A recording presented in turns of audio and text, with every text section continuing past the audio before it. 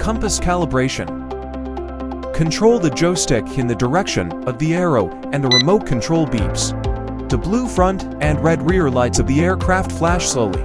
Hold the drone horizontally and make a 360 degrees rotation, at least 3 times, until you hear a beep from the remote. The front LEDs are from flash to solid blue. Turn the aircraft vertically clockwise 3 times, and the remote control flashing to steady on. App status bar. Compass calibration complete. Due to regional magnetic field differences, rotation ends 3 turns. The remote control does not make a drip sound. Keep rotating to make a drip sound.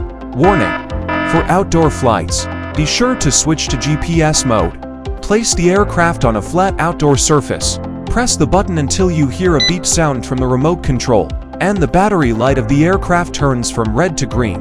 APP status bar shows GPS mode.